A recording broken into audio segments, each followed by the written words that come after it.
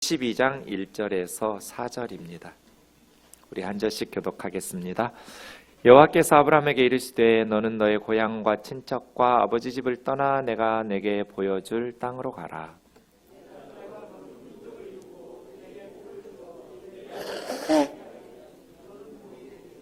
너를 축복하는 자에게는 내가 복을 내리고 너를 저주하는 자에게는 내가 저주하리니 땅의 모든 족속이 너로 말미암아 복을 얻을 것이라 하신지라. 이에 아브라함이 여호와의 말씀을 따라갔고 롯도 그와 함께 갔으며 아브라함이 하란을 떠날 때 75세였더라. 아멘. 창세기 세 번째 시간입니다. 창세기는 첫 시간에 말씀드린 것처럼 크게 두 부분으로 나눌 수 있습니다. 아브라함으로부터 시작하는 아브라함, 이삭, 야곱, 요셉 이 네 명을 족장이라고 합니다. 이 네 명의 족장이 시작되는 아브라함이 나오는 12장에서부터 그 앞에 나오는 5가지 사건, 족보 2개를 포함해서 1장에서 11장까지를 원시 역사 이렇게 말합니다. 세 번째 시도입니다. 첫 번째 하나님께서 천지 창조하시면서 시도하셨어요. 하나님께서 꿈꾸신 세상, 하나님을 사랑하고 이웃을 내 몸처럼 서로 사랑하는 그런 세상을 하나님께서 기대하셨죠. 그런데 인간들이 선악과 사건으로 하나님을 하나님의 자리에서 끌어내렸어요. 이걸 죄라고 해요. 하나님이 되고자 하는 선악과를 따먹으면 네가 하나님처럼 될 수 있어. 인간이 세상에서 가장 똑똑하게, 가장 소중하게 하나님 지으셨어요. 그런데 그 인간이 이제는 하나님 한 분 걸려요. 나머지 모든 피조물들은 다 다스리면서 왕처럼 지배할 수 있는데 하나님 앞에서는 늘 연약한 자이죠. 하나님 걸리적거려요. 자기 마음대로 살고 싶고자 하는. 그래서 자기가 선이라고 하면 선이고 자기가 악이라고 하면 악인, 자기가 왕되는, 하나님을 하나님의 자리에서 끌어내리고 자기 마음대로 살고자 하는 죄예요. 그랬더니 가인과 아벨 사건이 있었고 노아 홍수의 심판이 있었어요. 세상을 심판하신 하나님의 역사. 홍수를 고대 설화처럼 꾸며낸 허구처럼 말하는 사람들이 있어요. 창세기에 보면 방주의 구조나 사이즈를 정확하게 자세하게 기록해 놓았어요. 둘 중 하나겠죠? 실제로 그런 배를 만들었거나 아니면 정말 그런 사건이 있었던 것처럼 꾸며내려고 자세한 척하려고 모세가 글을 썼거나. 그런데 창세기 이전에 전 세계에는 수십 종류의 홍수에 대한 이야기가 있어요. 아주 디테일한 이야기는 약간 차이가 나지만 큰 줄기는 똑같아요. 세상을 심판한 엄청난 홍수가 있었다는 것, 그리고 방주를 만들었다는 것, 새들, 까마귀, 비둘기 이야기, 뭐 이런 이야기들이 다 포함되고 있는. 어떤 신학자들은, 자유주의 신학자들은 홍수 설화는 모세가 다른 나라에서 들었던 이야기를 창세기 속에 집어넣은 허구다 이렇게 주장하기도 해요. 그러나 그렇지 않아요? 정말 홍수 사건이 있었다면 창세기에만 그 내용이 들어있는 것은 이해하기가 어려워요. 왜냐하면 노아 방주에서 나왔던 후손들이 온 인류로 퍼져나갔을 것이고 모든 곳에서 전해지고 나도 할머니한테 들은 이야기인데 하면서 자녀들에게, 손주들에게, 아들, 딸들에게 전해왔더니 엄청난 역사적 사건들이 창세기 속에만 기록되어 있다고 하는 것은 오히려 홍수 사건을 모세가 지어냈다고 말하기에 충분하죠. 그런데 이 홍수 사건이 실제로 역사적 사건이었다면 창세기 외에도 그 이전후로 그런 비슷한 이야기들이 전해져 내려와야 하고 그렇게 기록도 되는 것. 너무나 자연스러운 일이죠. 실제로 인간들이 노아 방주가 한 130m 정도 길이인데요.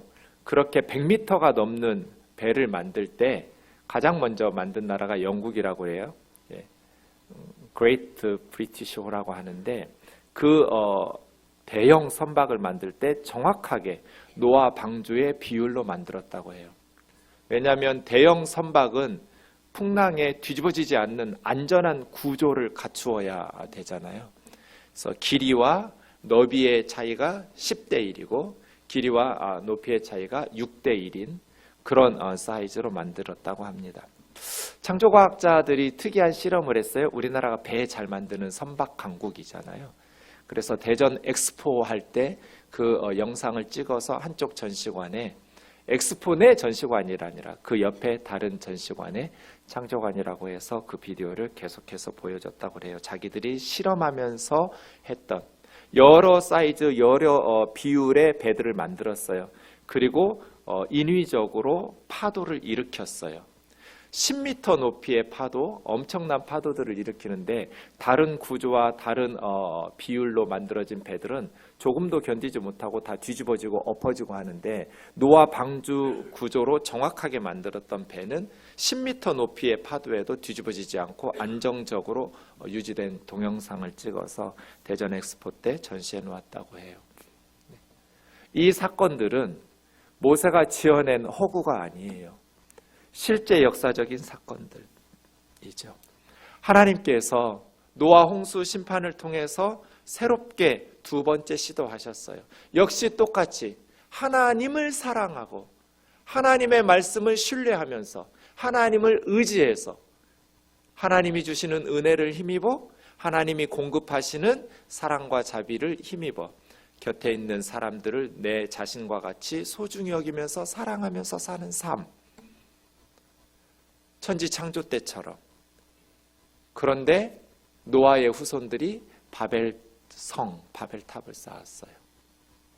그리고 나서 아브라함에게 똑같이 하나님께서 복을 주시고 복의 근원이 되라 하시고 똑같은 세 번째 시도를 하고 계신 거예요. 그것이 이스라엘이죠. 오늘 창세기 12장 1절 말씀을 보시면 원문으로 보면 이르시되라는 말씀이 첫 단어예요.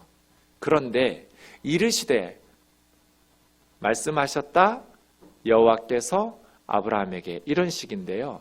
말씀하셨다라는 이르시되 앞에 접속사가 있어요. 한글에는 번역이 안 된 바라는 말이에요.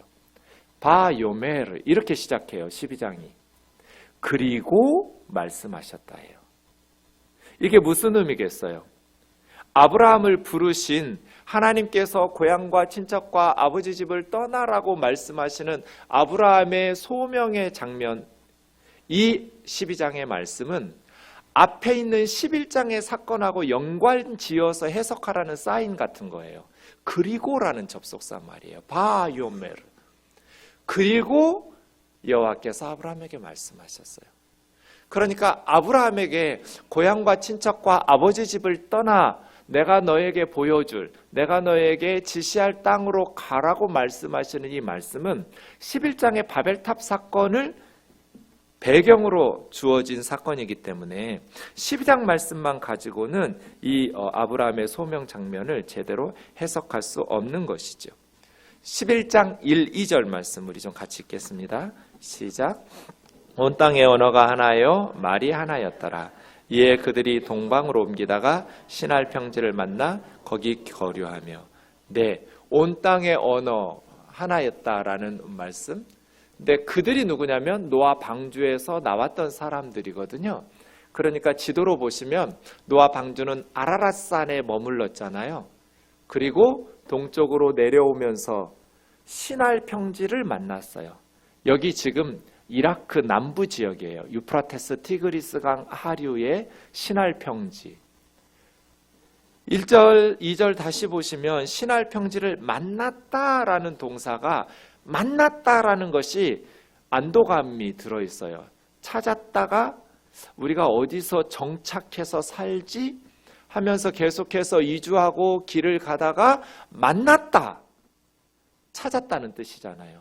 우리가 살기 좋은 지역, 강이 흐르고요, 비옥한 시날 평지를 만났어요. 그리고 나서 3절 4절 같이 읽겠습니다. 시작.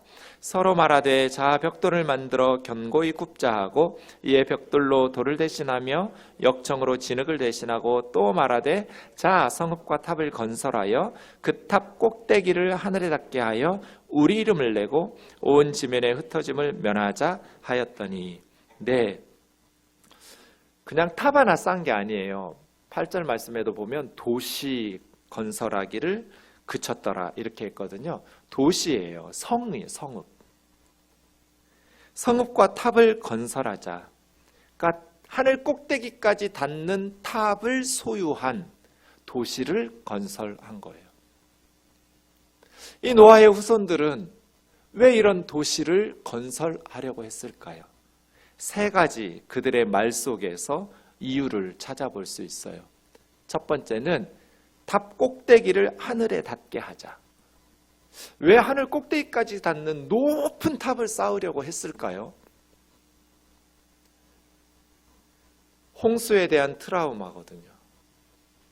다시 이 세상을 심판할 엄청난 물, 홍수가 채워지면 우리가 높이 올라가서 안전하게 살아야 되기 때문에, 그리고 하나님의 권위에 도전하는 거예요. 하늘 꼭대기까지 하나님께 도전해서 자신들의 힘으로 안전을 확보하고자 하는 하늘 꼭대기까지 닿는 탑이에요. 우리의 이름을 내는 것, 이게 두 번째죠. 자신들의 명예, 자신들의 이름을 높이는 것. 온 지면에 흩어짐을 면하자, 이게 세 번째 구호예요. 온 지면에 흩어짐을 피하자. 이 세 가지가 다 하나님께서 말씀하신 것을 거부하는 거예요. 탑 꼭대기를 하늘에 닿게 하여, 이미 앞에 9장에서 하나님께서는 무지개 언약을 약속하셨어요. 나의 무지개를 구름 사이에 둘 거야. 그래서 이 무지개를 내가 너희에게 약속한 언약의 증거로 삼을 거라고. 구름 사이에 무지개가 떠오르는 것을 보면 내가 너희와 약속한 언약을 기억할 거라고. 그래서 다시는 이 세상을 심판하는 홍수가 있지 않을 거라고. 이건 하나님의 약속의 말씀이에요. 그러면 이 하나님의 약속의 말씀을 신뢰하면서 붙잡고 사는 것이 합리적이고 이성적이에요? 아니면 그 하나님의 약속의 말씀을 거부하고 자신들의 힘으로 하늘 꼭대기까지 닿는 탑을 쌓는 것이 합리적이고 이성적이에요? 인간들은 삶의 모든 영역에서 합리적이고 이성적으로 행동해요. 그런데 영적인 부분에 있어서만은 비합리적이고 비이성적으로 행동해요. 왜 하나님의 말씀을 붙들고 사는 것이 합리적이냐면 하나님을 경험했기 때문이에요. 하나님의 능력을 맛보았어요. 노아의 후손들은. 하나님의 능력을 경험했고 그 능력에 하나님께서 약속하시고 무지개라는 언약의 증표까지 주시면서 말씀하셨다면 하나님의 말씀을 따라 사는 것이 합리적인 거예요. 그런데 인간들은 종교적인 영역에 있어서만은 비합리적이고 비이성적으로 행동하면서 다른 영역들에 있어서는 합리성과 이성을 추구하죠. 참 특이한 일이에요. 하나님의 능력을 경험했는데 그 능력에 하나님께서 말씀하신 것을 신뢰하지 않고 자신들의 힘으로 하늘 꼭대기까지 닿는 탑 쌓는 것을 더 합리적이고 이성적이고 안전하다고 생각해요. 어리석은 거죠. 하나님께서 말씀으로 약속하셨는데 그 약속의 말씀을 신뢰하지 못하니까 자신들의 힘으로 하늘 꼭대기까지 닿는 탑을 쌓아요. 이건 마치 아담과 하와에게 하나님께서 주신 가죽옷을 아담과 하와가 벗어버리고 자기들이 만든 무화과나무 잎으로 자신들의 수치를 가리고 자신들의 문제를 해결하여 구원받고자 하는 시도하고 똑같아요. 선악과 사건 이후에 두려우니까 아담과 하와는 무화과나무 잎을 만들었어요. 그리고 숨었어요. 그때 하나님께서 창세기 3장 15절에 여자의 후손이신 예수 그리스도가 우리를 위해서 희생당하시고 고난당할 것을 말씀하시면서 가죽옷을 지어서 선물로 주셨어요. 그런데 인간들은 하나님께서 선물로 주시는 구원의 방식이 아니라 자신들의 힘으로 만들어내는 구원의 방식을 선호해요. 가죽옷이 나왔다는 건 어떤 짐승이 죽었다는 거잖아요. 예수님께서 십자가에서 자신의 생명을 바치셔야 구원은 은혜와 선물로, 하나님의 선물로 주어지는 것이거든요. 그런데 인간들은 하나님이 선물로 주신 것에 대해서는 자존심을 상해해요. 자신의 과학과 기술과 자신의 지식으로, 스스로의 힘으로 안전을 확보하려고 해요. 동생을 죽인 아벨을 가인을 하나님께서 사람들이 죽이지 못하도록 보호의 방책을 주셨어요. 그것이 죽임을 당하도록 하셨던 표예요. 가인이 속죄받는 길은 하나님께서 주신 이 자기를 죽이지 못하도록, 만나는 자들마다 나를 죽일 것이라는 두려움을 벗어나서 하나님께서 주신 표를 가지고 속죄하면서 방황하면서 사는 거예요. 떠돌아가면서. 그런데 가인은 하나님께서 주신 이 구원의 방식인, 하나님이 자기를 만나는 사람들에게 나 죽이지 못하도록 하나님이 하셨어. 나는 속죄하면서 떠돌아다니면서 살 거야. 라는 구원의 길을 가인은 신뢰하지 않으니까 자기 스스로 도시를 건설하고 성을 건축했어요. 최초로 도시를 건설한 사람은 가인이에요. 가인이 왜 성을 건설했는가? 왜 도시를 건축했는가? 하나님이 주신 표를 신뢰하지 못했기 때문이에요. 하나님의 약속의 말씀을 신뢰하지 못하니까 자기 힘으로 성과 도시를 건설해서 자기 아들 이름 에녹이라고 그 성을 지어서 에녹성을 짓고, 원문은 하노크인데요. 하노크라는 단어는 시작하다라는 뜻이에요. 가인은 무엇을 시작하고자 했을까요? 하나님을 제거시킨, 인간의 힘으로 하나님을 제거시킨 새로운 역사를 시작한 거예요. 최초의 도시 건설자 가인. 그는 하나님 없는 역사를 시작했어요. 왜? 하나님이 주신 구원의 방법을 신뢰하지 못하니까. 하나님의 능력을 경험했어요. 그리고 하나님의 약속의 말씀을 들었어요. 무지개를 볼 때마다 내가 내 언약을 기억할 거라고, 다시는 홍수로 세상을 멸하지 않으실 거라고 하나님이 말씀하시고 약속하셨는데, 인간들은 그 하나님의 약속의 말씀을 가인처럼 신뢰하지 못해요. 그러니까 스스로의 힘으로 꼭대기가 하늘까지 닿게 하는 탑을 쌓아서 안전을 확보하려 해요. 우리는 어떻게 살아가고 있나요?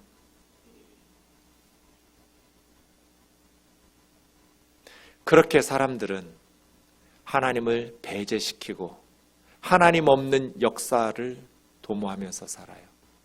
그게 도시예요. 그 도시에는 하나님의 영광은 사라지고 인간들의 이름만 높이게 되어 있어요. 대개는 리더들과 독재자들이죠. 다수의 백성들은 노예가 되는 엄청난 건축, 흩어짐을 면하여 우리 이름을 내는. 그래서 인간들은 자기 힘으로 안전을 확보하고 그곳에서 살기를 원해요. 도시예요.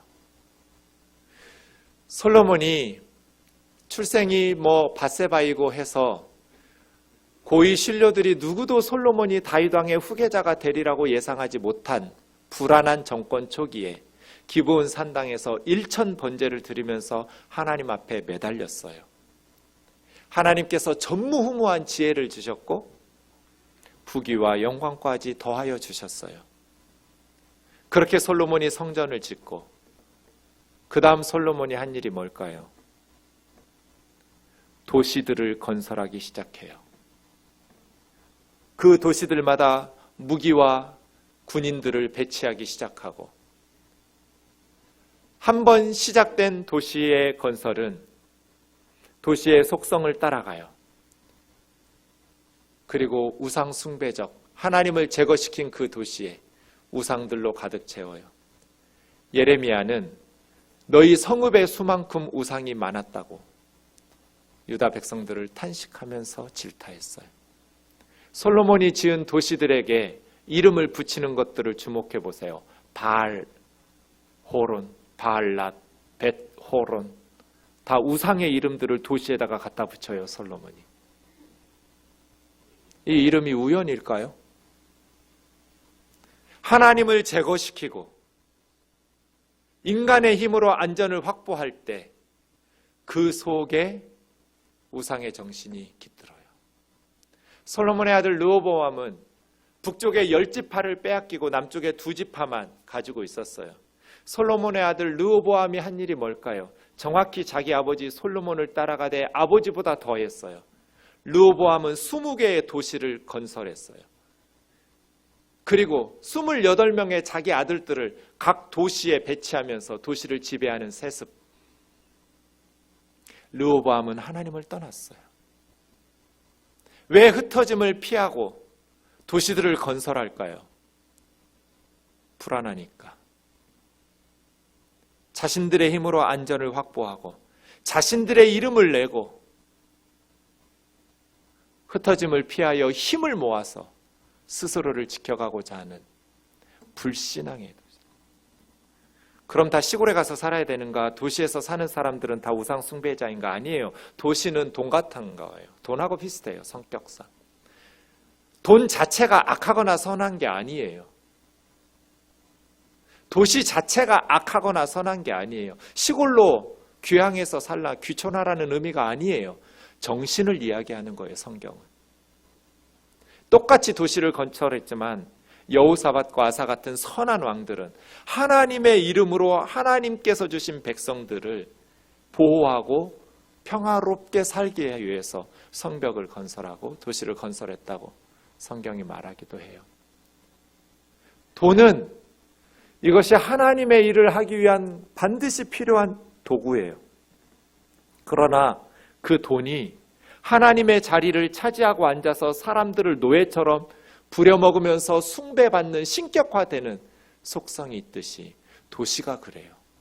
도시 자체는 선한 것도 악한 것도 아니지만 그 도시 속에 가지고 있는 위험성을 간파해야 돼요. 도시가 없을 때 솔로몬은 하나님 붙잡고 매달렸어요. 그런데 도시들을 건설하고 나서 솔로몬은 하나님을 떠났어요.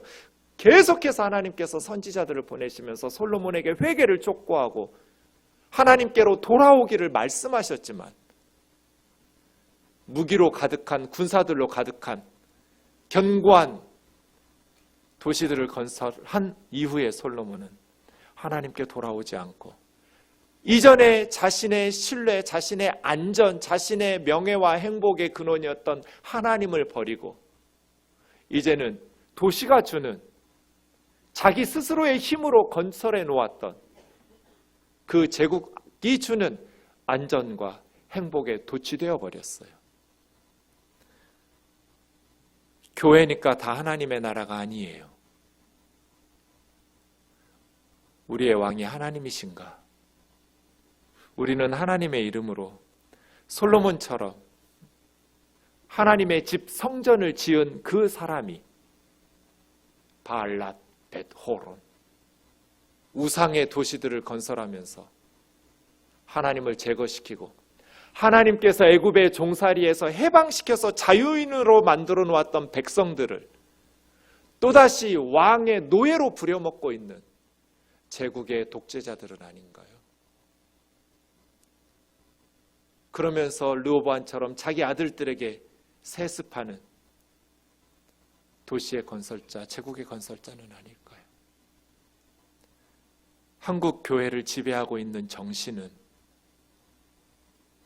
하나님께서 우리에게 주신 말씀을 따라가는 그것이 훨씬 합리적이고 이성적인 그 길을 버리고 어리석은 인간들이 비이성적이고 비합리적으로 판단하고 선택하는 하나님의 말씀이 아닌 스스로의 힘으로 스스로의 안전과 행복과 힘을 추구하고 도모하는 그러한 교회의 모습들은 아닌가요? 그것을 위해서 하나님을 동원하고 하나님을 이용해 먹고 있지는 않은가요?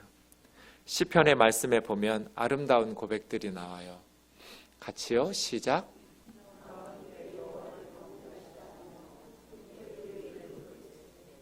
이것이 새해 그리고 남은 생에 우리의 비전이고 소망이 되기를 주의 이름으로 축원합니다. 우리 이름을 높이는 것이 아니라 그분의 이름, 하나님의 이름을 높이는 것이 우리의 삶의 목적이어야죠. 권력자의 이름을 높이고 리더의 이름을 높이는 것이 아니라 우리 이름을 내자가 아니라 주님의 이름을 높이자.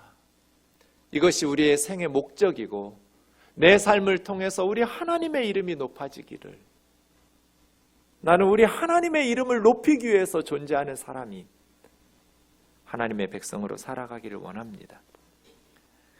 하나님께서는 흩어지라고 말씀하십니다. 노아에게도 말씀하셨고 처음부터 아담에게도 말씀하신 것이 생육하고 번성하여 땅에 충만하라잖아요. 아담과 하와에게도 노아의 가족들에게도 생육하고 번성하여 땅에 충만하라고. 그럼에도 불구하고 흩어짐을 피하자. 하나님의 뜻은 인간들의 힘으로 똘똘 뭉쳐가지고 자신들의 안전과 행복을 확보하고 지키는 것이 아니라 하나님 붙잡고 흩어져서 하나님 의지하면서 살아가는 것이거든요. 그 삶의 주소가 시골이든지 도시든지 상관없어요. 하나님 붙잡고 살아가느냐, 아니면 자기들끼리 힘을 모아서 우리 힘으로 살아가느냐, 이 정신의 차이거든요. 교회도 마찬가지예요. 마태복음 산상설교에서 예수님께서 우리에게 말씀하신 것처럼 너희는 세상의 소금이 되고 세상의 빛이 되라고 말씀하셨잖아요. 교회의 소금이고 교회의 빛이 아니라 교회 안에 모여서 힘을 기르고 웅장한 예배당을 건축하고, 그것의 실패는 유럽의 교회들에게서 우리가 보았잖아요. 웅장한 건물을 지어 놓았어요. 많은 사람들이 그 안에 모여 있었어요. 그런데 지금 200년 동안 헤매고 있잖아요. 그런데 왜 그 실패의 길을 한국교회는 따라가려고 하는 거예요? 하나님의 백성들이 교회 안에 모여서 뭔가를 이루려고 하지 말고, 우리 교회 이름 내고 우리 목사님 이름 내려고 하지 말고 세상 속으로 흩어지란 말이에요. 교회의 하나됨은 흩어짐을 피하기 위한 바벨적 하나됨이 아니라 흩어지기 위한 하나됨이죠. 다양한 사람들이 이곳에서 훈련을 받고 정말 예수님을 믿는다는 믿음 외에는 다 다르잖아요. 우리는 가장 이질적인 집단이 교회거든요. 그 다양한 부류의 사람들이 교회라는 이름으로 함께 모여서 여기서 부딪히면서 깎이고 훈련되어서 세상 속으로 흩어져서 세상 속에서 예수 그리스도의 진리와 생명과 사랑을 전파하기 위한 우리의 공동체가 교회여야죠. 교회를 위한 성도들이 아니라, 교회를 위한 교회가 아니라 세상을 위한 성도들이어야 하고 세상을 위한 교회여야 하죠. 이것이 우리 주님께서 말씀하시고, 땅에 충만하라. 정치계에도 경제계에도. 제가 언젠가도 말씀드렸지만 저는 요즘도 매일 기도해요. 한국 땅이 망하라고. 민주당은 말할 것도 없어요. 뭐 다른 작은 정당들 기대할 때 하나도 없어요. 그런 정치인들은 망해야 돼요. 그럼요, 성경적인 하나님의 말씀으로 이 땅을 새롭게 하고자 하는 그리스도인들이 진보에도 보수 쪽에도 들어가서 세상 속에서 소금이 되고 빛이 되는 성경적 하나님의 선하신 가치들을 법과 제도 속에서 실현해내는 그런 정치인들을 배출해야죠. 경제계도 마찬가지죠. 이 살벌한 경쟁이 치열한 경쟁 속에 예수 그리스도의 정의와 사랑이 가득한 따뜻한 경제, 희년의 정신으로 충만한 더불어 함께 살아가는 그러한 경제인들을 배출해서 세상 속으로 집어넣어야죠. 왜 교회에서만 큰 소리 치냔 말이에요. 왜 교회에서만 으쌰으쌰 하냔 말이죠.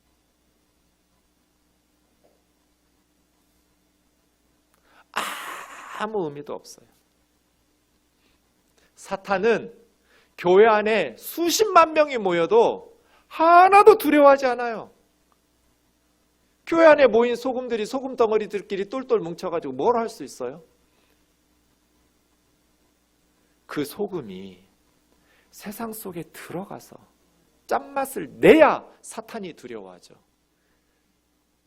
모든 삶의 영역이 사탄의 가치관과 사탄의 영역, 불신앙의 우상숭배의 모든 거짓된 것들이 무너져 내리고 그곳에 예수 그리스도의 진리와 예수 그리스도의 은혜가 세워져야죠. 이것이 우리의 사명이잖아요. 교회 안에서는 크리스찬인데 왜 세상에서는 크리스찬이 아니냔 말이에요. 어제도 신방 갔는데 어느 권사님, 목사님 우리 식당에 한번 식사하러 오세요. 네. 근데 저한테 권사라고 부르지 마세요. 식당에 와서 권사라 부르지 말라고. 부담되잖아요. 사랑하는 자매 형제 여러분, 그 상황 속에서 아브라함이 부르심을 받았어요. 10장 1절 말씀 보겠습니다. 여호와께서 아브라함에게 이르시되 너는 고향과 친척과 아버지 집을 떠나서, 고향이라고 번역한 건 에레츠, 땅이에요. 땅, 그 땅, 너의 땅, 고향이죠. 너네 땅 떠나서, 너네 땅 떠나서 내가 너에게 보여줄 땅, 똑같이 에레츠예요. 그 땅에서 살지 말고. 왜요? 그 땅이 어딘데요? 거기가 시날 평지예요. 갈대아 우르, 거기 바벨 성 쌓았던 한복판이에요. 하나님을 제거시키고 인간들의 힘으로 안전과 이름과 힘을 길러서 성공하고자 하는 그 공동체 안에는 어떠한 미래도 희망도 없다. 그래서 아브라함의 가족은 불임으로 사라는 아이를 임신하지 못했어요. 떠나라. 떠나라. 내가 너에게 보여줄 땅으로 가라. 이 가라라는 동사에 2절, 3절이 다 걸려 있어요. 원문으로 보면. 그런데 2절, 3절 보시면 내가라는 말씀이 5번 나와요. 우리 한글 성경에는 3번 나와요. 원문에 있던 2번이 생략됐어요. 내가. 이게 무슨 말이에요? 아브라함아, 나를 배제시키고 너희의 힘으로 안전을 확보하는 것이 아니다. 내가, 그리고 복이라는 단어도 5번 나와요. 내가 복준다, 내가 복준다, 내가 복준다. 하나님께서 아브라함에게 약속하신 복은 바벨 공동체가 찾기를 원했던, 구하기를 원했던 거하고 똑같은 종류예요. 바벨탑 사람들이 원했던 게 뭐예요? 안전이죠. 안전. 하늘 꼭대기까지 닿는 탑. 자기들의 이름이죠. 우리 이름을 내자. 그리고 흩어짐을 면하자. 힘을 길러서 우리가 원하는 목적을 달성하고 성공하자. 행복하자. 이런 거잖아요.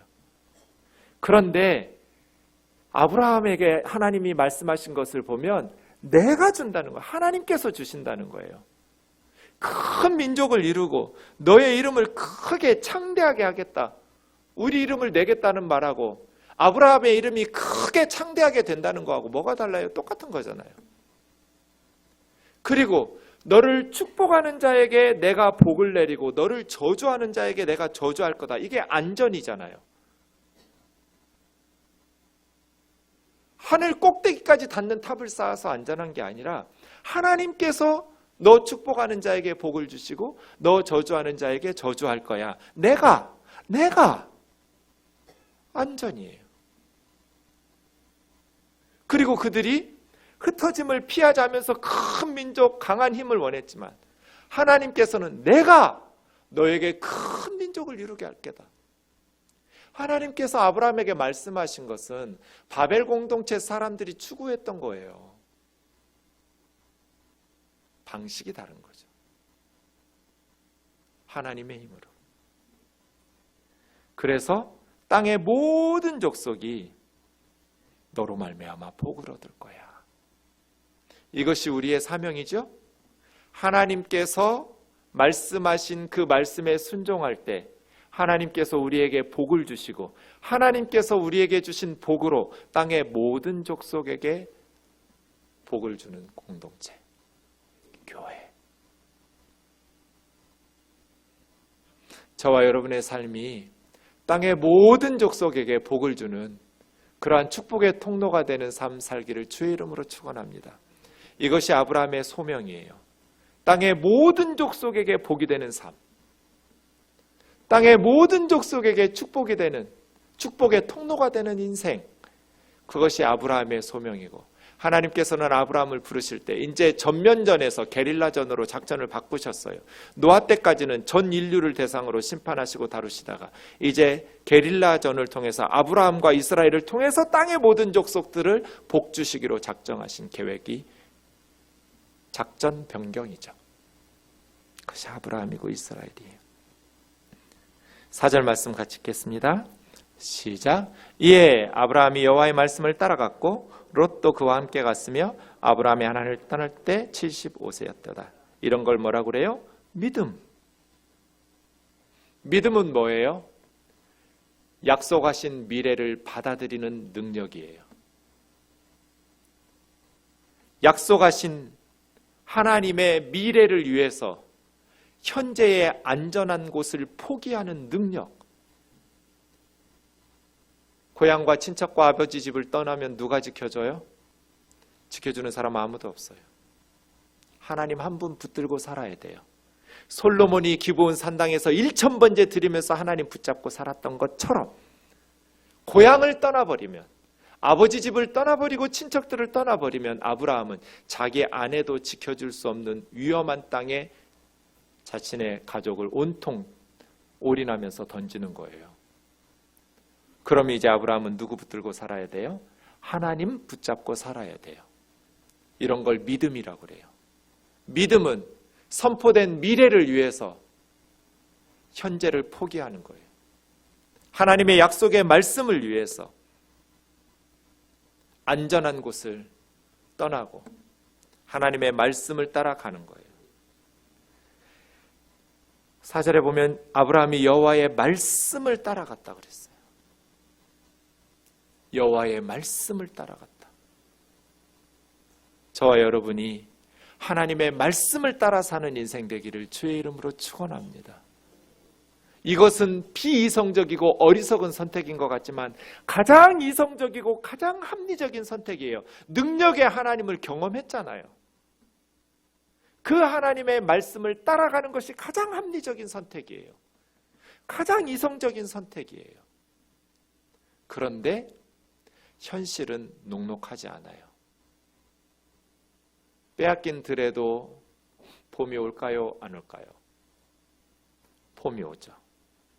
약속의 땅에도 기근이 올까요? 안 올까요? 와요. 그래서 가나안 땅에 도착했던 아브라함은 기근을 피해서 이집트로 내려가요.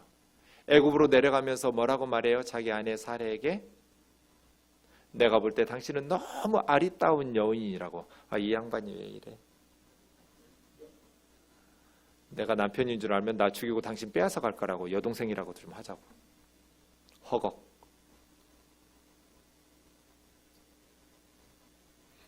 근데 이 말이 빈말이 아니었던 것이 정말 애굽 사람들이 사라의 미모에 홀딱 반해버려요.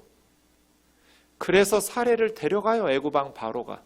자기 와이프 삼았어요. 하나님께서 사레 때문에 애굽 왕 바로에게 저주하셨어요. 그래서 나중에 바로가 아브라함을 불러서 3번이나 다그쳐 물어요. 어찌하여 어찌 네 아내라고 말하지 않아서 이런 저주를 우리에게 받게 하느냐. 하면서 아브라함을 추방시키죠. 땅의 모든 족속이 우리를 통해서 복을 받아야 되는데 아브라함의 불신앙과 하나님을 신뢰하지 못하고 자기 누이라고 속이면서 땅의 족속들이 하나님의 심판과 저주와 죄를 짓게 되었어요. 하나님의 말씀을 따라 사는 것은 현실 속에서는 위험한 비즈니스예요. 위험한 선택이에요. 오히려 바벨 정신이 훨씬 더 안전하고 더 빠르게 성공할 수 있는 것처럼 보여요. 하나님의 말씀을 따라 사는 것, 보이지 아니하시는 하나님을 믿고 붙잡고 살아가는 것은 그렇게 쉬운 일이 아니에요. 그래서 우리가 하나님을 믿는 하나님의 백성이라고 말하면서도 하나님을 신뢰하지 못해서 믿음 없이 살아갈 때 우리를 통해서 땅의 모든 족속이 복을 받기는커녕 우리 때문에 땅의 백성들이 저주를 받고 하나님의 심판을 받을 뿐 아니라 안 믿는 세상 사람들에 의해서 하나님의 백성들이 어찌하여 책망을 받게 되는 것이죠. 우리 교회가 하나님의 말씀을 온전히 따라갈 수 있기를 주의 이름으로 축원합니다. 행복과 명예와 성공과 참된 안전은 하나님을 배제시키고 바벨 성을 쌓아서 얻을 수 있는 것이 아니라 하나님 한 분 붙잡고 불안한 것 같지만 위험한 것 같지만 이 험한 세상을 믿음으로 말씀을 따라 살아갈 때 하나님께서 주시는 선물이라는 것을 기억하며 살아가기를 주의 이름으로 축원합니다. 이 사람들이 믿음의 자손 아브라함의 영적 후손이라고 말할 수 있습니다. 순례자죠. 요새 속에서 살아가는 바벨 공동체에서 떠나라. 내가 너에게 보여줄 땅으로 가라. 순례자처럼 하나님 한 분 붙잡고 살아갈 수 있기를. 말씀을 묵상하면서 저는 하나님 앞에 너무 죄송했어요.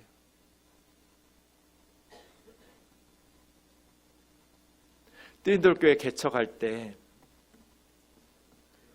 기브온 산당에 1000번째 드리면서 기도하던 솔로몬 같았어요. 제가 한 사람이 오면 그 한 사람이 너무나 소중했어요. 그런데 점점 교회의 숫자가 늘어나고 성도들이 늘어나면서 이제 나를 지켜주시는 분이 입으로는 하나님이라고 말하지만 예배당을 찾아오는 성도들의 숫자가 아닌가. 한 성도가 들고 나가는데 옛날 그 한 사람이 아니에요. 교회가 작을 때 그 한 사람은 저에게 너무너무 소중한 사람이었는데 너무너무 안달복달하면서 그 한 영혼을 위해서 염려하고 기도했었는데 이제 성도들이 늘어나니까 새 가족들이 등록해도 이름도 기억을 못해요.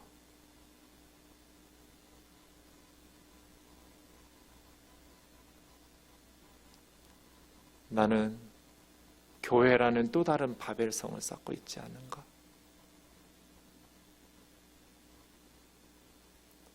목회가 무엇인가? 목사는 뭐 하는 사람인가? 교회는 뭐 하는 곳인가? 믿음의 공동체인가?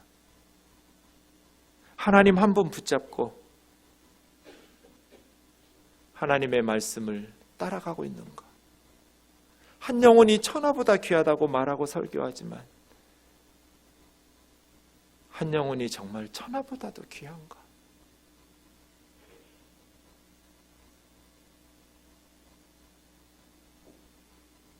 자신이 없어요. 그렇다라고 대답할 용기가 없어요.